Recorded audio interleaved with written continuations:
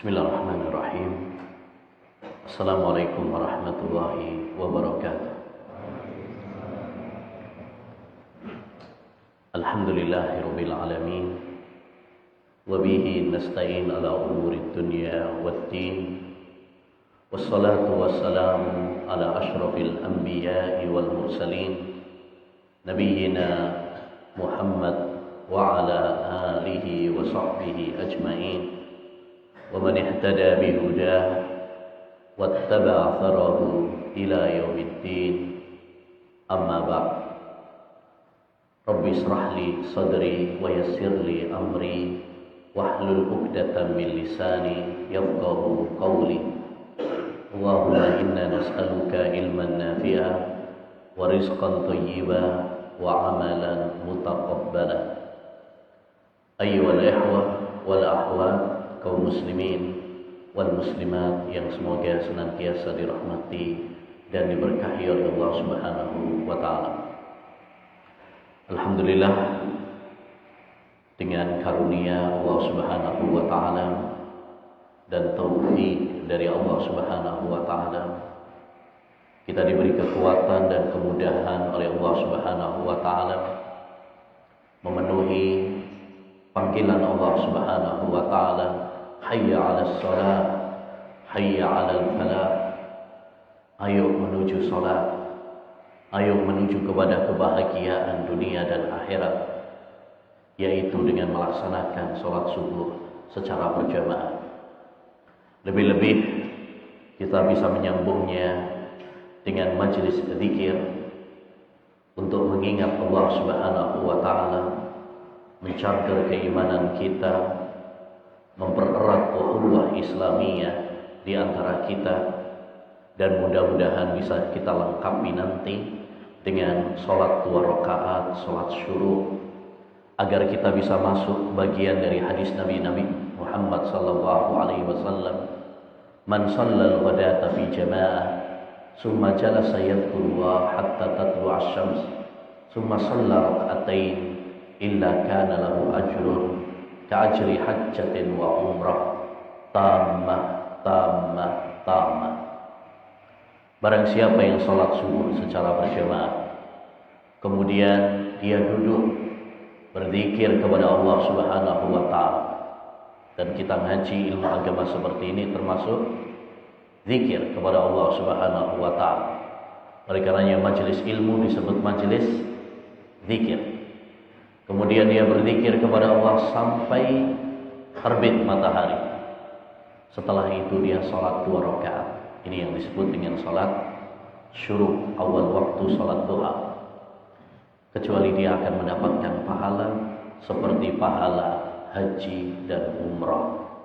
Sempurna, sempurna, dan sempurna. Hadis ini disahihkan oleh Syekh Abdul Aziz bin Baz dan Syekh Al-Albani rahimahullahu ta'ala. Ikhwani wa akhwati fillah rahimani wa rahimakumullah. Majelis-majelis lain adalah taman surga di dunia ini yang mengingatkan kita kepada Allah Subhanahu wa taala, yang mengingatkan kita kepada kampung akhirat, yang mengingatkan kita kepada kematian, yang mengingatkan kepada kita agar tidak tertipu dengan gemerlapnya dunia.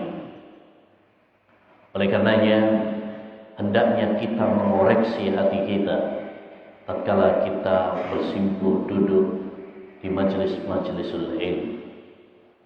Sahabat Abdullah bin Mas'ud radhiyallahu anhu pernah mengatakan, carilah hati kalian di 3 tempat: di majelis ilmu, di saat membaca Al-Quran, dan di saat kalian sedang sendirian. Lalu beliau mengatakan, jika kalian tidak mendapati hati kalian bergetar di 3 tempat ini, saat majelis ilmu, saat membaca Al-Quran, dan saat sendirian, maka mintalah kepada Allah Subhanahu wa taala agar Allah memberikan hati kepada kalian, karena sesungguhnya kalian tidak memiliki hati. Hati orang-orang yang beriman, mereka merasa tenang, dan bertambah iman apabila duduk di majlisul ilm, mendengarkan ayat-ayat Al-Quran, mendengarkan wasiat-wasiat dan petuah hadis Nabi Muhammad SAW. Innamal mu'minuna alladhina idza dzukirallah wajilat qulubuhum wa idza tuliyat 'alaihim ayatuhu zadatkum imana wa 'ala rabbihim yatawakkalun. Sesungguhnya orang-orang beriman yang sejati, apabila disebut Allah Subhanahu wa taala, hati mereka bergetar. Apabila dibacakan kepada mereka ayat-ayat Allah, maka iman mereka bertambah, dan hanya kepada Allah mereka bertawakal. Oleh karenanya, ayyuhal ikhwah wal akhwat rahimani wa rahimakumullah, kita butuh kepada majelis-majelis ilmu agar ada yang mengingatkan kita, karena kita adalah hamba yang sering lalai. Bukankah sering kita dengar nasihat seorang ustaz saat di majelis ilmu? Bukankah kita sering mendengar nasihat seorang khatib pada saat khutbah? Tapi setelah kita keluar dari majelis ilmu, setelah kita pulang ke rumah, nasihat tersebut apa? Seakan-akan sirna dari lubuk hati kita. Oleh karenanya, sangat penting bagi kita untuk terus menjaga keimanan kita. Dahulu sahabat Mu'adz bin Jabal radhiyallahu anhu, apabila bertemu dengan sahabat-sahabat Nabi yang lain, maka beliau mengatakan, ta'alau bina najlis nu'min sa'atan. Ayo kita duduk-duduk untuk menambah keimanan kita. Karena iman manusia pasang surut, bertambah dan berkurang, kembang kempes. Kita harus berupaya terus meningkatkannya, merawatnya, mengawalnya hingga ke gerbang surga, hingga Allah Subhanahu wa taala memudahkan kita menginjakkan kaki di surga Allah Subhanahu wa taala. Innal iman la yahlaku kama yahlaku thawb fajaddidul imana fi qulubikum. Iman itu bisa luntur seperti baju juga luntur. Maka perbaharui terus keimanan kalian. Kalau kita punya tanaman, kemudian tidak pernah kita siram, lambat laun dia akan kering, bahkan mungkin mati. Begitu pula keimanan yang ada pada diri kita. Jika kita tidak menyiraminya, tidak merawatnya, maka bisa jadi dia akan sakit, lalu mati tanpa kita sadar. Ikhwani wa akhwati fillah rahimani wa rahimakumullah. Pada kesempatan yang berbarakah ini, saya ingin mengajak kepada diri kami pribadi dan kepada para ikhwan dan akhwat sekalian untuk menyelami beberapa wasiat, nasihat yang bisa menjadi cambuk hati kita yang lalai, yang bisa mencairkan hati yang membeku, yaitu wasiat-wasiat, nasihat-nasihat dari murid-murid terbaik Rasulullah SAW, alumni-alumni madrasah Rasulullah SAW. Mereka lah para sahabat Nabi SAW yang dipuji oleh Allah dan dipuji oleh Rasulullah SAW dalam banyak hadisnya. Allah Subhanahu wa taala berfirman dalam Al-Qur'an, "Was-sabiquna al-awwalun minal muhajirin wal ansar walladzina ittaba'uuhum bi ihsan radhiyallahu anhum wa radu an wa 'adda lahum jannatin tajri tahtaha al-anhar khalidina fiha abada dzalikal fawzul 'adzim." Dan orang-orang yang mula-mula masuk Islam dari kalangan muhajirin dan ansar, Ini para sahabat Nabi Sallallahu Alaihi Wasallam. Allah ridho kepada mereka. Mereka pun ridho kepada Allah Subhanahu Wa Taala. Dan Allah persiapkan untuk mereka surga yang mengalir di bawahnya sungai-sungai. Mereka kekal di dalamnya selama-lamanya. Surat At-Taubah ayat 100. Begitu juga Nabi Sallallahu Alaihi Wasallam dalam banyak hadisnya yang memuji para sahabat Nabi Sallallahu Alaihi Wasallam. Kata Nabi alaihi salatu wassalam, khairun nasi qarni, summa alladhina yalunahum, summa alladhina yalunahum. Sebaik-baik manusia adalah generasiku.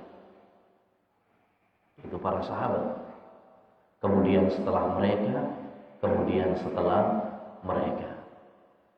Oleh karenanya Ahlus Sunnah wal Jamaah, mereka menjunjung tinggi para sahabat Nabi, mencintai para sahabat Nabi, menghormati, mengagungkan para sahabat Nabi Sallallahu Alaihi Wasallam, tidak mencela, tidak melaknat para sahabat Nabi Sallallahu Alaihi Wasallam.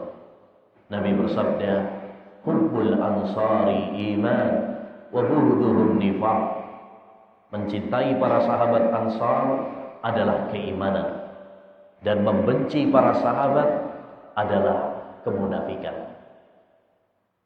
Oleh karenanya kita wajib mencintai para sahabat, dan wajib bagi kita menanamkan kecintaan ini kepada keluarga kita, istri dan anak-anak kita, santri dan murid-murid kita, jamaah kita. Disebutkan oleh Imam Malik rahimahullah, kana as-salafu yu'allimuna auladahum hubba Abi Bakrin wa Umar kama yu'allimunahum surat al-Fatihah. Adalah para ulama salaf dahulu, mereka mengajarkan kepada anak-anak mereka untuk cinta kepada Abu Bakar dan Umar, sebagaimana mereka mengajari anak-anak mereka surah Al-Fatihah.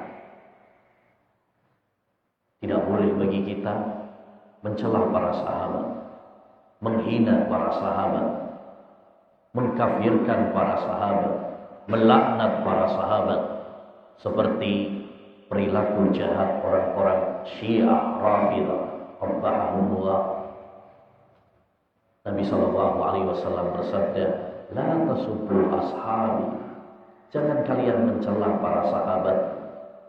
Nabi juga bersabda, man sabba ashabi fa alaihi la'natullah wal malaikat wan nasi ajmain. Siapa yang mencela para sahabatku, maka dia akan dilaknat oleh Allah, dilaknat oleh para malaikat, dan dilaknat oleh semua manusia. Ikhwani wa akhwati fillah rahimani wa rahimakumullah. Insyaallah taala kita akan belajar bersama tentang beberapa petuah nasihat yang mudah-mudahan bisa menggetarkan hati kita, menambah keimanan kita semuanya. Insyaallah. Jazakallah.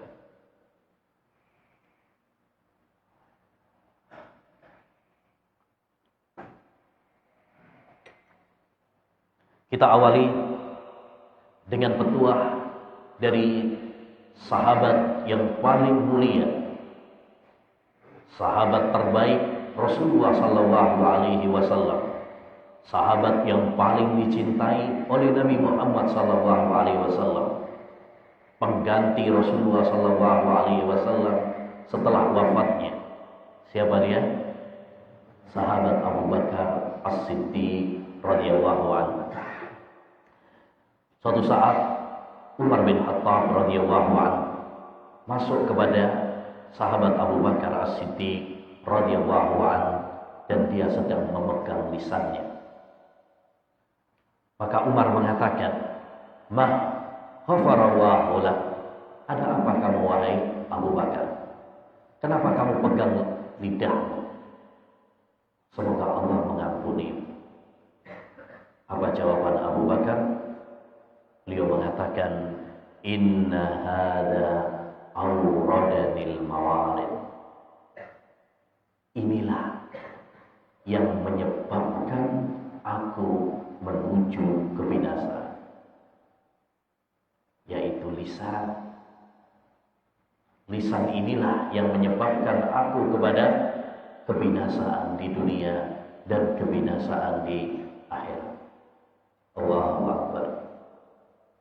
Kalau orang sekelas Abu Bakar As-Siddiq saja khawatir dengan lisannya, takut kalau masuk neraka gara-gara lisannya, padahal beliau termasuk sahabat yang dijamin masuk surga.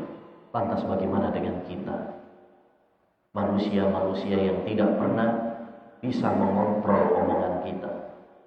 Apa kita tidak khawatir kalau lisan ini akan membawa petaka bagi kita dan menjerumuskan kita ke neraka Allah Subhanahu wa taala? Rasulullah sallallahu alaihi wasallam pernah bersabda, "Aktsaru khataaya bani Adam fil lisan." Kebanyakan dosa anak Adam adalah pada lisannya. Dan ketika Mu'adz bin Jabal, ketika Rasulullah SAW memberikan nasihat kepada Mu'adz bin Jabal, "Kuffa 'alaika hada." Tahan lisanmu ini wahai Mu'adz. Dia mengatakan, "Ya, a innana mu'akhaduna bima natakallamu bih." Wahai Rasulullah, apakah kita akan disiksa dengan ucapan-ucapan kita, gara-gara ucapan kita? Nabi mengatakan, "Sakilatka ummuka ya Mu'adz, wa hal yaqubun nas ala manahirihim aw ala wujuhim illa hasaidu alsinatihim." Celaka kamu wahai Mu'adz, sesungguhnya tidak ada manusia yang diseret wajah-wajah mereka, melipis-melipis mereka ke neraka, kecuali kebanyakannya adalah karena dosa-dosa lisan mereka. Maka seorang mukmin, seorang mukminah, seorang muslim dan muslimah harus menjaga lisannya. Rasulullah sallallahu alaihi wasallam bersabda, "Man kana yu'minu billahi wal yawmil akhir falyaqul khairan aw liyasmut." Barang siapa yang beriman kepada Allah dan hari akhir, hendaknya dia mengatakan yang baik atau diam. Ya, ngomonglah yang baik. Atau kalau nggak bisa, mendingan diam, lebih selamat. Man samata naja. Siapa yang diam, ya, maka dia akan selamat daripada mengatakan hal-hal yang batil yang dimurkai oleh Allah Subhanahu wa taala. Oleh karenanya para ulama menjelaskan kepada kita, sebelum orang itu berbicara, mengeluarkan kata-kata, hendaknya dia memperhatikan 4 hal. Andai kita setiap mau berbicara memperhatikan 4 hal ini, maka kita akan berhati-hati dengan omongan kita. Yang pertama adalah niat dan tujuan kita. Sebelum kita berbicara, koreksi niat kita. Karena innamal a'malu bin niat.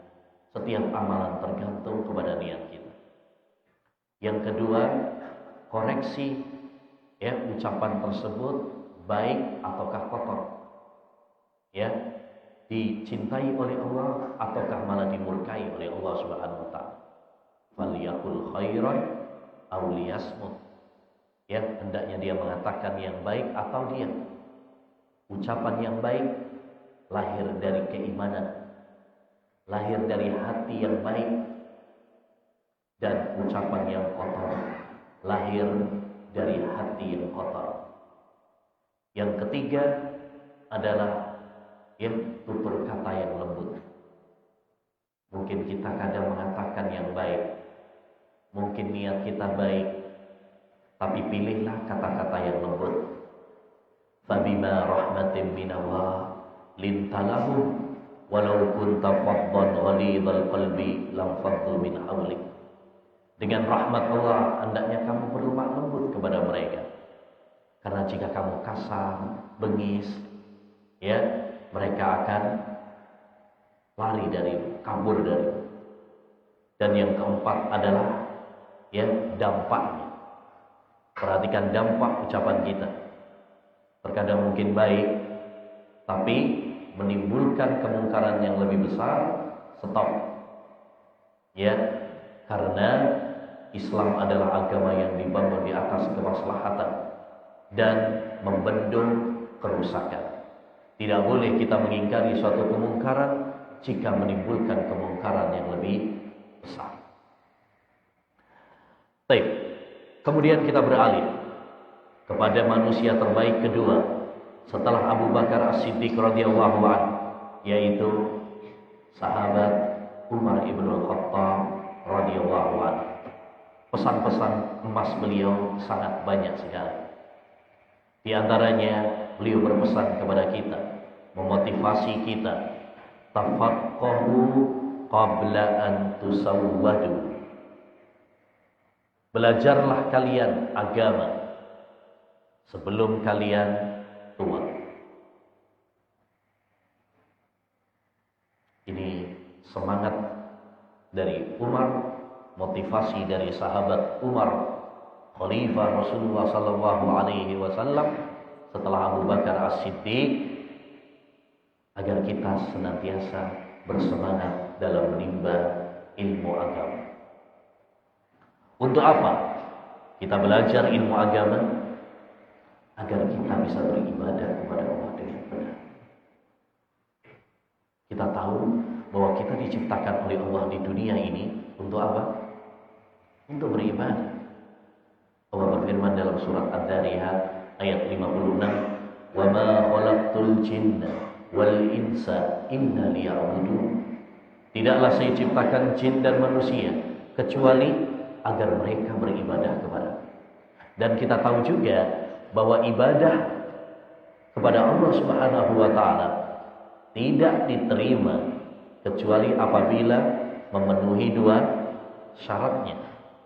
Yang pertama ikhlas, dan yang kedua mutabah, sesuai dengan tuntunan Rasulullah sallallahu alaihi wasallam. Ya, alladzi khalaqal mauta wal hayata liyabluwakum ayyukum ahsanu amala. Dialah Allah SWT yang menciptakan kehidupan dan kematian untuk menguji kalian siapa yang paling baik. Bukan paling banyak, paling baik amalnya. Dan yang paling baik itu kata Fudail bin Iyad, ay ahlasu wa aswabu, yang paling ikhlas dan paling sesuai dengan tuntunan Rasulullah sallallahu alaihi wasallam. Dan tidak mungkin kita beribadah kepada Allah Subhanahu wa taala sesuai dengan tuntunan Rasulullah kalau kita enggak belajar ilmu agama. Contoh sederhana, salat. Rasulullah SAW bersabda, "Shallu kama ra'aitumuni usolli." Salatlah agar kalian salatlah sebagaimana kalian melihat saya salat. Mungkinkah kita bisa salat sesuai dengan tuntunan Rasulullah kalau kita enggak mempelajari hadis-hadis Rasulullah SAW tentang salat? Enggak mungkin. Ya, karena kita nggak bisa melihat langsung Rasulullah sekarang. Yang bisa kita lakukan adalah dengan mengkaji, mempelajari. Demikian juga seterusnya. Kita tidak mungkin bisa beribadah dengan benar kalau kita tidak ngaji ilmu agama. Oleh karenanya, ya, menuntut ilmu sangat penting. Rasulullah SAW bersabda, "Talabul ilmi faridatun ala kulli muslim." Menuntut ilmu itu adalah kewajiban bagi setiap muslim. Setiap kita, ya, pria maupun wanita, miskin maupun kaya, kecil, muda, tua, tidak boleh bodoh tentang agama kita.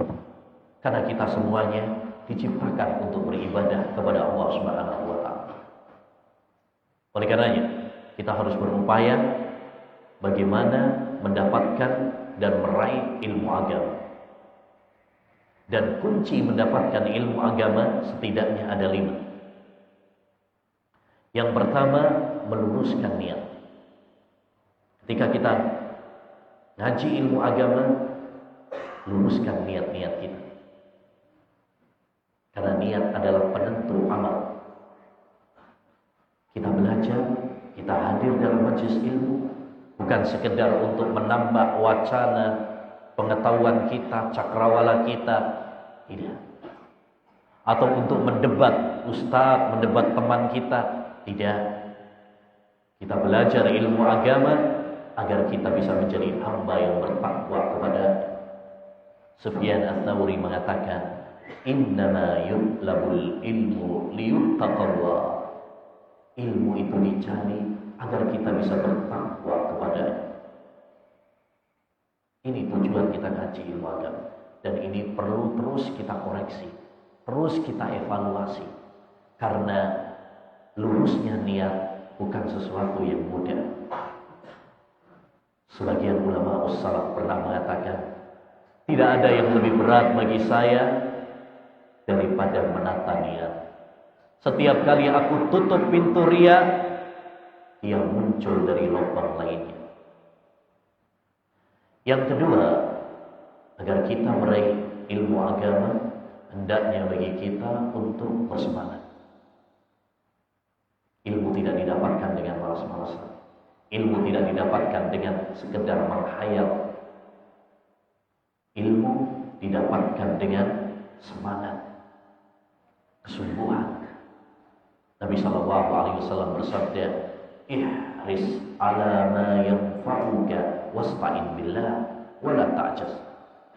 Bersemangatlah kamu melakukan hal-hal yang bermanfaat bagimu di dunia dan di akhirat. Dan mintalah pertolongan kepada Allah. Dan jangan kamu malas, jangan kamu lemah. Ada 3 kunci kalau kita ingin sukses: semangat, minta pertolongan kepada Allah, dan jangan futur, jangan malas. Ya, harus istiqamah dalam beramal. Yang ketiga, kunci agar kita meraih ilmu adalah doa. Minta pertolongan kepada Allah Subhanahu wa Ta'ala. Karena ilmu adalah anugerah yang Allah berikan kepada hamba-hamba pilihannya. Oleh karenanya, jangan mengandalkan kehebatan diri kita. Jangan mengandalkan kepada kejeniusan dan kecerdasan kita. Minta kepada Allah Subhanahu wa Ta'ala. Karena yang punya ilmu adalah Allah. Yang membagikannya kepada kita adalah Allah Subhanahu wa Ta'ala. Tidak ada artinya kejeniusan, kecerdasan jika Allah Subhanahu wa Ta'ala tidak memberikannya kepada kita. Nabi SAW saja yang banyak ilmunya diperintahkan oleh Allah minta ilmu. Wa qur rabbi zidni ilmu. Katakanlah wahai Muhammad, dan perintah Allah kepada Nabi, perintah juga untuk umatnya. Katakanlah wahai Muhammad dan juga umatmu, ya Allah, tambahkanlah untukku ilmu. Oleh karena di antara doa yang diajarkan oleh Nabi apa? Allahumma inni as'aluka ilman nafi'a wa rizqan thayyiban wa amalan mutaqabbalan. Ya Allah, aku mohon kepadamu ilmu yang bermanfaat, rezeki yang halal, dan amal yang diterima di sisi. Ini doa yang sangat penting ya. Rasulullah SAW senantiasa berdoa dengan doa ini. Yang keempat, kiat meraih ilmu agama adalah dengan sabar. Kita harus sabar dalam menuntut ilmu. Ya, karena dalam menuntut ilmu butuh pengorbanan. Mengorbankan waktu, mengorbankan harta, mengorbankan tenaga, dan semua itu butuh kesabaran. Kita duduk dalam majelis ilmu seperti ini butuh kesabaran. Kalau yang nggak sabar pulang, ya kan? Ya. Satajiduni, kata Nabi Musa alaihissalam ketika mau belajar kepada Khidir, satajiduni insyaallahu sabira wala a'si laka amra. kau akan mendapati aku termasuk orang yang sabar. Karena tanpa kesabaran kita tidak akan mendapatkan ilmu. Menuntut ilmu butuh kesabaran. Sabar dalam hadir di majelis ilmu, duduk di majelis ilmu, mendengarkan, mencatat, memahami, memurojaah, mengulang, semuanya butuh kepada kesabaran. Sabar ya, mengorbankan harta, butuh harta ya dalam menuntut ilmu itu. Dulu Imam Malik rahimahullah ta'ala sampai jual genteng rumahnya dalam menuntut ilmu. Sabar dalam mengorbankan waktu, butuh waktu yang lama menuntut ilmu. Bukan hanya 1 jam, sehari, 1 minggu, 1 tahun, tidak. Finish menuntut ilmu sampai kita mati. Wa'bud rabbak hatta ya'tiyakal yaqin. Beribadahlah kepada Rabbmu sampai kematian menjemput. Dan menuntut ilmu adalah ibadah. Finish ibadah adalah ya sampai ajal mendatangi kita. Oleh karenanya Imam Ahmad mengatakan ma'al mahbarah ilal maqbarah, bersama tinta sampai ke liang kubur. Maka kita harus sabar. Ya, butuh waktu yang lama.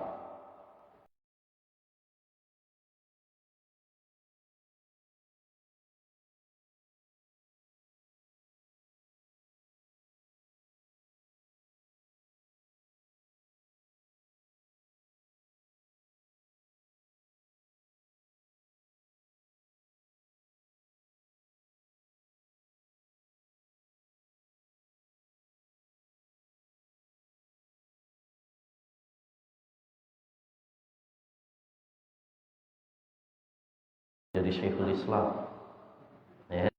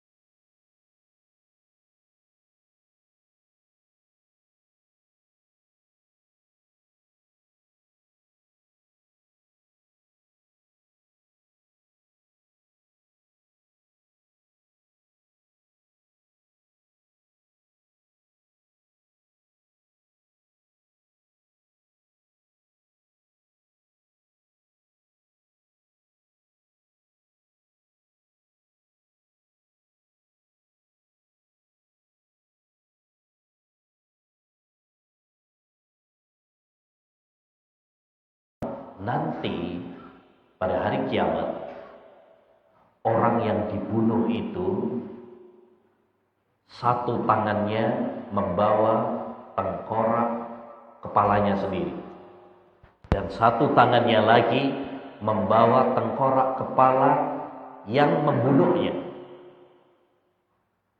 sedangkan lehernya bersimbah darah. Kemudian dia mengadu kepada Allah.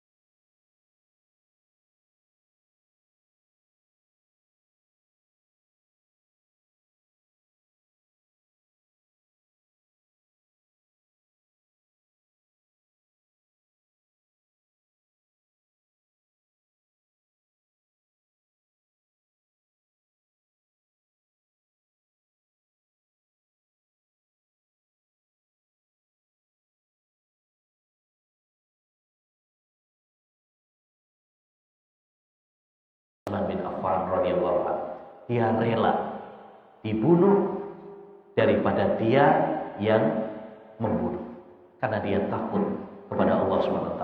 Padahal seandainya beliau mau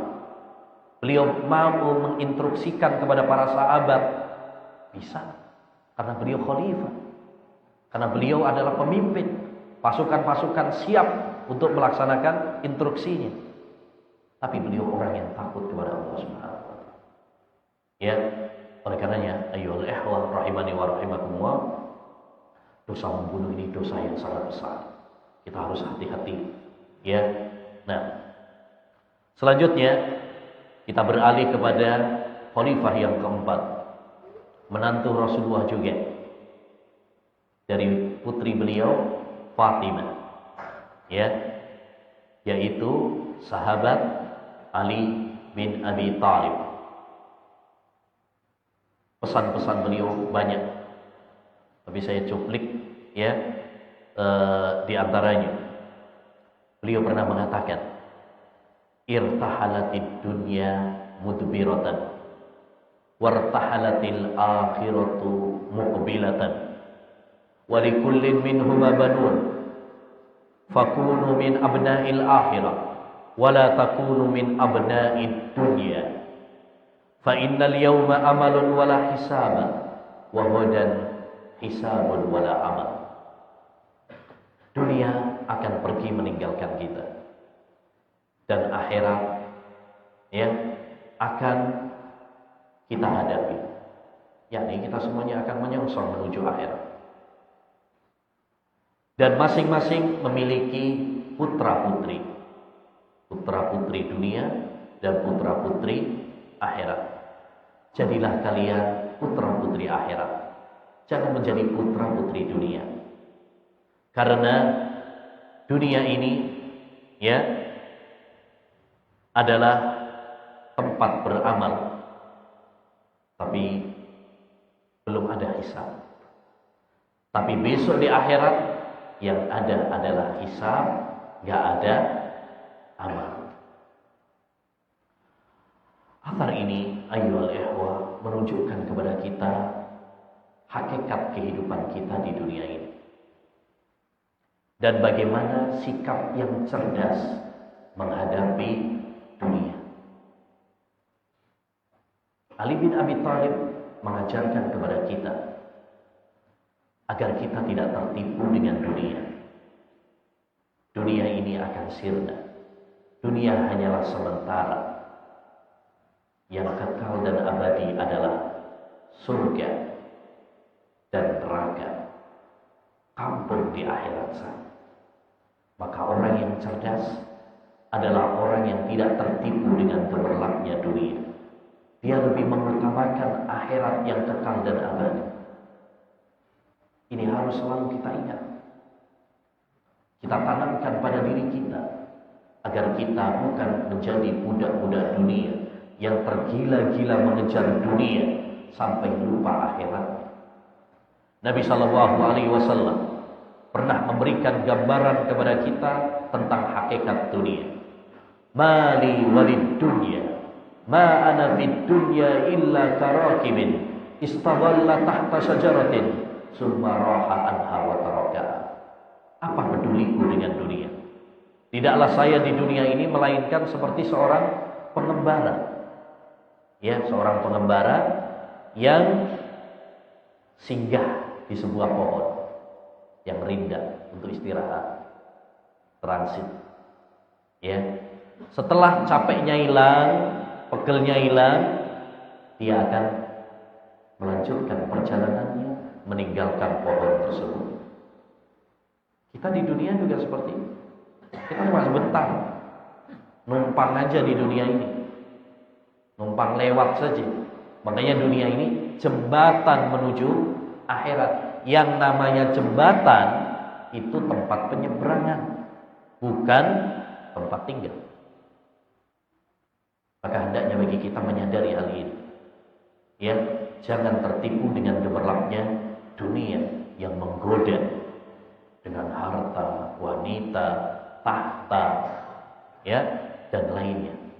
Hendaknya bagi kita untuk menyongsong akhirat. Agar kita tidak tertipu dengan dunia, setidaknya ingat dua hal.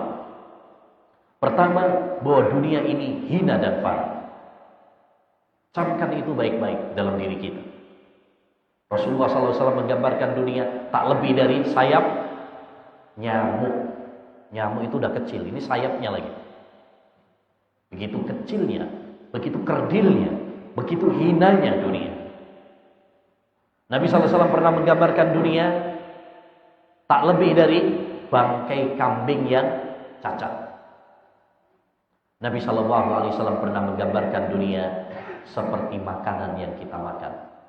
Innamat ama ibni Adam ju'ila masalanid dunya. Apa yang dimakan oleh anak Adam itu adalah contoh permisalan dunia. Wa in qazzahu wa mallahahu fandur madza yasir. Sekalipun dia membumbuinya, menggaraminya, pokoknya dibuat lezatlah makanan tersebut. Perhatikanlah, toh nanti akhirnya juga jadinya apa? Nah, kita makanan apa paling enak? Di Karawang. Hah? Apa spesialnya? Makanan khasnya apa? Hah? Haridok. Nah, seenak-enaknya makanan yang kita makan, haridok ya. Nah, misalnya, perhatikan, nanti setelah dimakan jadinya juga apa? Kita buang, bahkan kita akan jijik darinya. Ya, kita transfer ke toilet. Itulah dunia yang kita kejar-kejar, banting tulang, meras keringat. Suatu saat kita akan meninggalkan. Yang kedua, supaya kita tidak tertipu dengan gemerlapnya dunia, ingatlah bahwasanya akhirat jauh lebih baik daripada dunia. Tidak ada apa-apanya dunia ini dibandingkan dengan akhirat. Nabi SAW menggambarkan, wallahi mad dunya fil akhirah illa mislu ma yaj'alu ahadukum usbu'ahu fil yam falyandur madza yarji. Demi Allah, tidaklah dunia dibandingkan dengan kenikmatan di surga, ya, kecuali seperti seorang yang mencelupkan tangannya di lautan, kemudian dia menariknya. Perhatikanlah berapa yang nempel di jarinya. Jadi jauh nggak dari laut? Jauh. Lebih pernah kan ke laut? Nah, coba praktekkan hadis ini. Celupkan tangan kita, tarik lagi. Yang nempel di jari kita ini paling berapa? Tetes, dua tetes. Itu pun segera kering. Inilah setetes dua tetes, inilah dunia. Kemudian lihatlah hamparan lautan yang begitu luas. Itulah kenikmatan di surga. Itulah kenikmatan di akhirat nanti. Jadi nggak ada apa-apanya. Oleh karenanya orang yang bodoh adalah orang yang tertipu dengan setetes dua tetes. Dia melalaikan lautan yang luas. Dan orang yang cerdas adalah orang yang tidak tertipu dengan setetes dua tetes. Ya, dia lebih memprioritaskan, lebih mementingkan hamparan lautan yang begitu luas. Oleh karenanya, jangan jadikan dunia di hati kita. Jadikan dunia hanya sekedar di telapak tangan kita. Ya, kita jadikan sebagai sarana dan jembatan menuju surga. Ya, bukan menjadi tempat tinggal kita. Karena tempat tinggal kita bukanlah dunia. Tempat tinggal kita adalah di surga. Ya, karena Nabi Adam alaihissalam, bapak kita, awalnya adalah di surga. Baik, kita beralih kepada petuah sahabat Ali Nabi yang lainnya. Ya, beliau pernah mengatakan, dan ini petuah yang sangat penting di zaman-zaman sekarang ini, karena kita berada di zaman fitnah. Beliau mengatakan, la takunu ujulan madayi abuduran fa inna min waraikum bala'an mubarri'a muqli'a wa umuran mutamalihatan rudu'a. Kata sahabat Ali bin Abi Thalib, janganlah kalian menjadi orang-orang yang tergesa-gesa, gegabah menyiarkan berita dan menabur benih fitnah.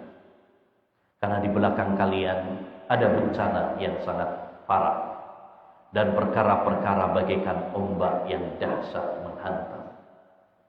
Yakni Ali bin Abi Thalib, kita tahu beliau hidup ya di zaman yang banyak sekali fitnah, peperangan. Ada fitnah, peperangan Siffin, Jamal, ya, Nahrawan dan lain sebagainya. Banyak berkecamuk fitnah di zaman beliau. Oleh karenanya beliau memberikan pesan, dan pesan tersebut ya selalu relevan pada zaman kita sekarang, masih berlaku pada zaman kita sekarang, karena kita sekarang pun hidup di zaman fitnah. Beliau mengatakan, jangan kalian menjadi orang-orang yang tergesa-gesa, sembrono, ngawur, ya, tanpa memikirkan konsekuensi, tanpa mempertimbangkan maslahat dan madarat. Ya, jangan sampai asal melakukan itu tanpa dipikir panjang, sehingga malah menimbulkan kemungkaran yang lebih besar. Sekarang betapa banyak orang nggak mikir-mikir melakukan suatu hal, kemudian malah menimbulkan kemungkaran yang lebih besar. Apalagi zaman sekarang, zaman media sosial gitu ya. Dikit-dikit viral jadi masalah. Ya. Yang kedua, jangan gegabah menyebarkan berita. Ini juga penting. Kita harus tabayyun, tasabbut. Ya ayyuhalladzina amanu in ja'akum fasiqun binaba'in fatabayyan. Wahai orang-orang yang beriman, apabila ada orang fasik yang membawa berita kepada kalian, cek terlebih dahulu. Tidak semua berita yang kita dengar atau kita baca langsung kita sebarkan. Pertama kita harus mengecek benar apa tidak. Karena banyak yang hoax pada zaman sekarang. Ya. Yang kedua, anggaplah benar, maka pikirkan sebelum menyebarkan. Apakah ini menimbulkan manfaat ataukah justru mendatangkan madarat? Anggaplah benar. Tidak semua berita yang benar pun kita mesti sebarkan. Harus dipertimbangkan lagi. Ya, harus dipertimbangkan lagi. Makanya kita harus cerdas dalam bermedia sosial, terutama sekarang. Sekali pencet gitu aja udah langsung nyebar kemana-mana. Ya, baik. Kemudian wasiat yang ketiga beliau adalah jangan menyalakan api fitnah dan menabur benih-benih kerusakan seperti mengadu domba, ya. Jangan mengadu domba. Ya. Apalagi kalau yang diadu adalah ustadznya. Ngadu domba, ngadu ayam aja nggak boleh, apalagi ngadu ustadz. Ini lebih parah. Baik, kita beralih kepada sahabat Nabi yang lain, sahabat Zubair bin Awwam. Ya, beliau pernah memberikan wasiat, nasihat, petuah yang sangat bagus yang perlu kita perhatikan bersama. Beliau mengatakan, man istata'a minkum an takuna lahu khabi'atun min amal falyaf'al. Siapa di antara kalian yang bisa memiliki amalan yang bersifat rahasia, maka lakukan. Jadi kalau kita bisa memiliki amal-amal soleh, amal-amal ibadah yang sifatnya rahasia, gak diketahui oleh orang, lakukanlah. Semakin rahasia, semakin tersembunyi, semakin bagus. Karena itu lebih ikhlas, lebih menjaga hati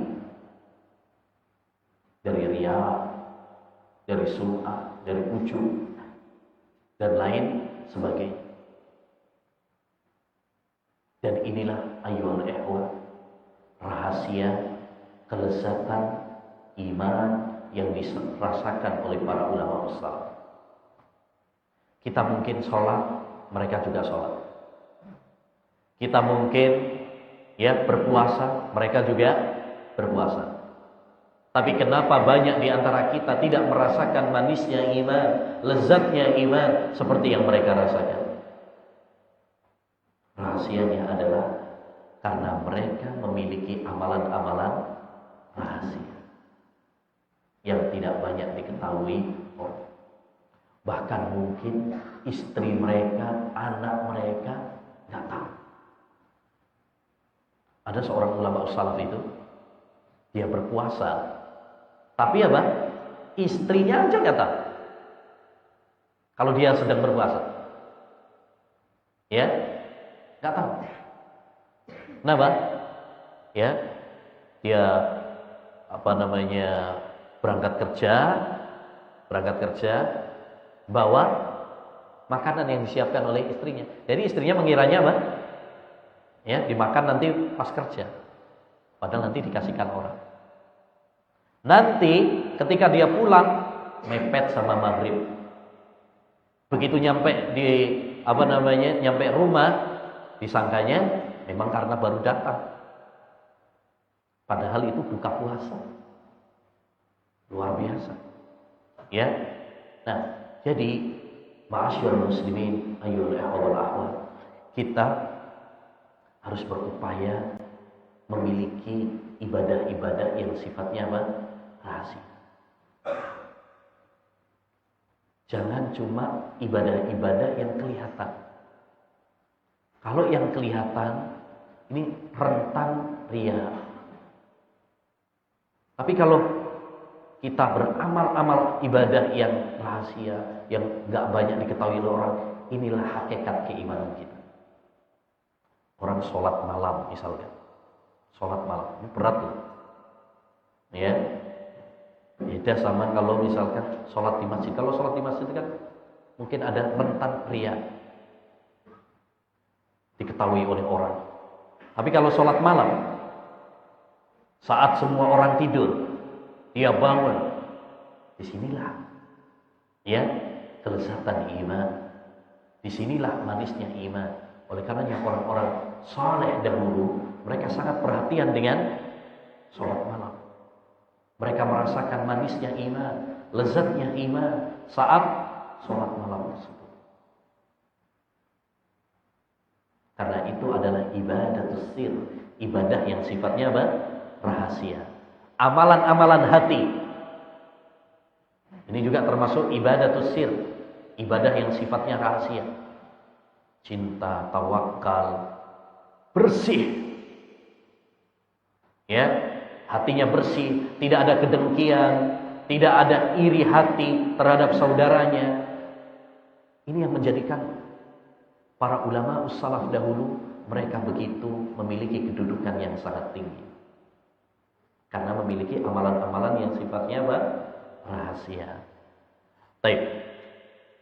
Selanjutnya kita beralih kepada sahabat Sa'ad bin Abi Waqqas. Suatu saat sahabat Sa'ad bin Abi Waqqas ada perbedaan pendapat dengan sahabat Khalid ibnul Walid. Ya biasalah namanya manusia, kadang-kadang beda pendapat. Terjadi perbedaan pendapat antara Khalid bin Walid dengan sahabat Sa'ad bin Abi Waqqas. Abu Bakar dan Umar aja kadang-kadang beda pendapat. Bahkan lebih daripada itu, Nabi Dawud dengan Nabi Sulaiman kadang-kadang beda pendapat. Jadi beda pendapat itu suatu hal yang biasa terjadi. Suatu saat ada orang mencela Khalid ibnul Walid di hadapan Sa'ad bin Abi Waqqas. Ini biasanya kalau ada orang mencela orang yang lagi masalah sama kita, ya, itu biasanya kita apa? Malah senang. Malah dikompori. Oh iya itu benar gitu. Tapi Sa'ad bin Abi Waqqas tidak. Karena kebersihan hati. Justru orang yang mencela Khalid ibnul Walid di hadapan Sa'ad bin Abi Waqqas tadi ditegur keras oleh sahabat Sa'ad bin Abi Waqqas. Beliau mengatakan, diam kamu. Innama bainana lam yablugh dinana. Sesungguhnya perbedaan di antara kami tidak sampai pada taraf permusuhan di antara kami. Beda pendapat biasa, tapi kami nggak saling bermusuhan. Karena tidak semua perbedaan pendapat mesti apa? Bermusuhan. Ini harus dicamkan baik-baik. Tidak semua perbedaan mengharuskan bermusuhan.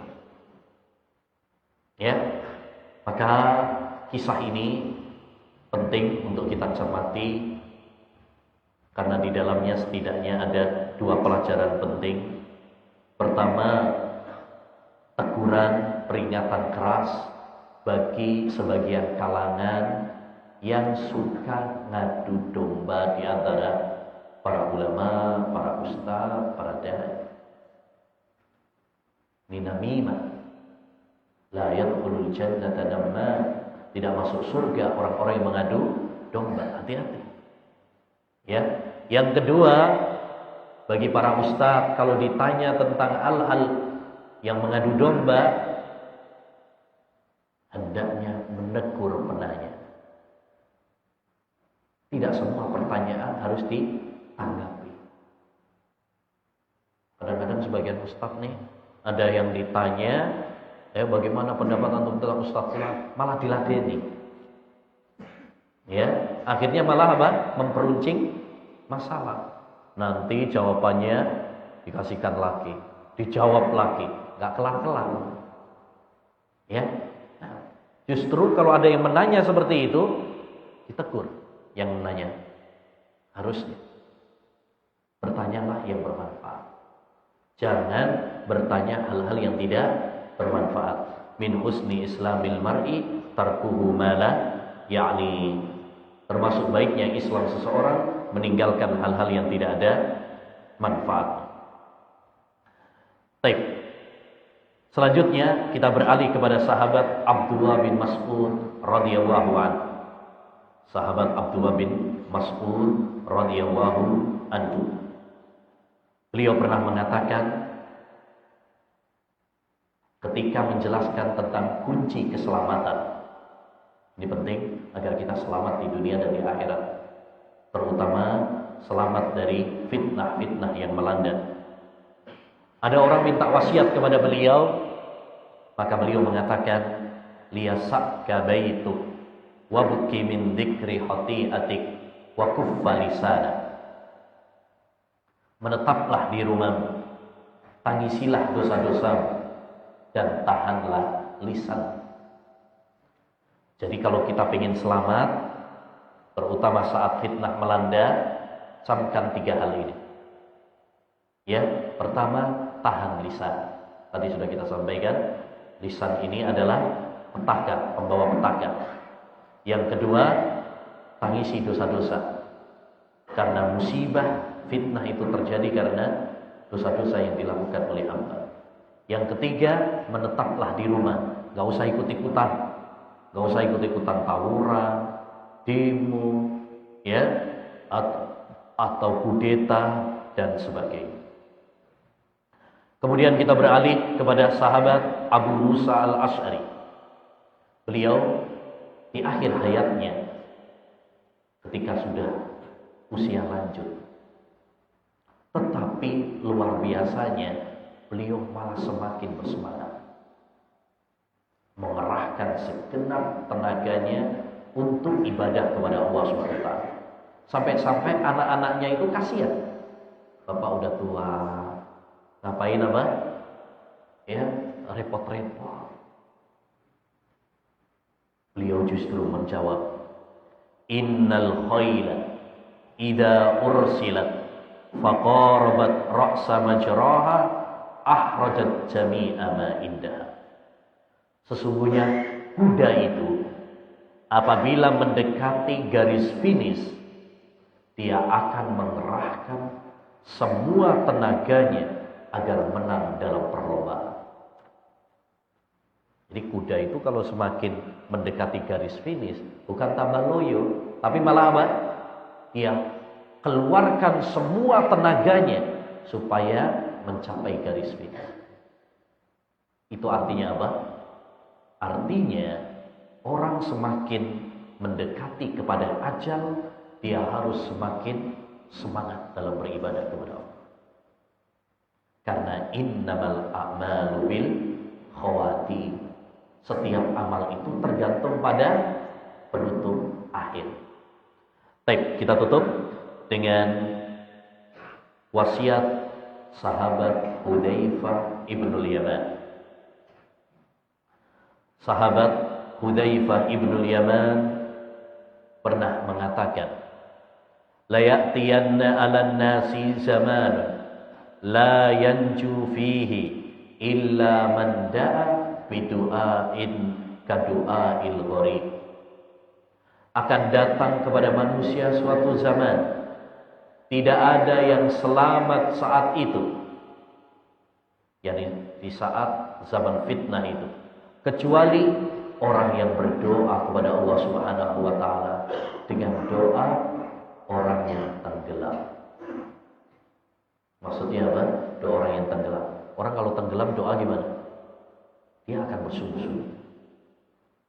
Jadi di zaman-zaman fitnah seperti sekarang ini, kita harus banyak-banyak apa? Berdoa. Karena tidak ada yang bisa menyelamatkan kita dari segala fitnah kecuali hanya Allah Subhanahu wa taala semata. Banyak doa kepada Allah Subhanahu wa taala agar Allah melindungi kita dari segala fitnah. Banyak doa kepada Allah agar kita diberi keistiqomahan, ketegaran di atas Islam, di atas Quran, di atas sunnah Nabi sallallahu alaihi wasallam. Ya. Kemudian doanya doa yang serius. Doa yang muncul dari lubuk hati, bukan hanya pemanis di bibir saja. Ya, doa yang merengek, minta kepada Allah Subhanahu wa taala. Seperti doanya orang yang sedang tenggelam. Dia akan bersungguh-sungguh, dia akan merengek, memohon kepada Allah Subhanahu wa taala. Oleh karenanya, kita tidak boleh putus asa dengan banyaknya kemungkaran, dengan banyaknya musibah yang ada pada zaman sekarang. Ya, termasuk sekarang dilanda Covid yang berkepanjangan, belum kelar-kelar. Ya, kemarin sudah ada harapan. Ya, wah udah selesai nih. Ya, kayaknya. Muncul lagi. Tapi kita tidak boleh putus asa. Tidak boleh putus asa. Jangan menyerah. Jangan bilang Indonesia terserah. Ya, tapi kita harus optimis. Kita harus yakin Ya, perhatikan Nabi Yunus alaihi salam, Dunnun, yang disebutkan oleh Allah dalam Al-Quran. Wa dhannun idh dhahaba mughadiban fadhanna an lan naqdiru alaihi, ya, fanada fi dhulumat la ilaha illallah subhanak inni kuntu minadh dhalimin. Ingatlah tentang Dunnun, yaitu Nabi Yunus alaihi salam, ketika dia dimakan oleh ikan di lautan. Di tengah kegelapan perut ikan, dia berdoa, la ilaha illallah. Tauhid, tidak ada sesembahan yang berhak diibadahi kecuali hanya Engkau ya Allah. Maha suci Engkau ya Allah. Aku mengakui bahwa aku termasuk orang-orang yang zalim. Akhirnya apa? Fanajjainahu minal gham wa kadzalika nunjil mu'minin. Kami selamatkan dia dari musibah tersebut. Begitulah kami akan menolong hamba-hambaku yang beriman. Yakinlah ya bahwa Allah Subhanahu wa taala bersama hamba-hambanya yang beriman. Optimislah bahwa Allah Subhanahu wa taala akan bersama hamba-hambanya yang bertakwa kepadanya. Demikian ayyuhal ikhwah wal akhwat, ya, yang bisa kita bahas tentang cambuk hati sahabat Nabi sallallahu alaihi wasallam. Mudah-mudahan dengan beberapa mutiara nasihat cambuk hati para sahabat Nabi sallallahu alaihi wasallam tersebut bisa menggugah hati kita, meningkatkan keimanan kita, dan ya memperbaiki keadaan kita semuanya. Dan semoga Allah Subhanahu wa taala memberikan kekuatan dan kemudahan kepada kita untuk bisa mengamalkannya dalam kehidupan kita sehari-hari. Demikian yang bisa disampaikan, kurang lebihnya mohon maaf. Kita tutup dengan doa kafaratul majlis. Subhanakallahumma wa bihamdika asyhadu an la ilaha illa anta astaghfiruka wa atubu ilaik. Assalamualaikum warahmatullahi wabarakatuh.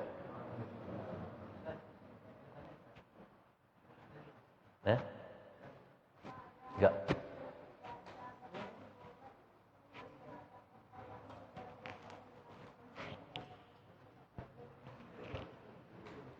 Nanti ya. Sudah ditutup.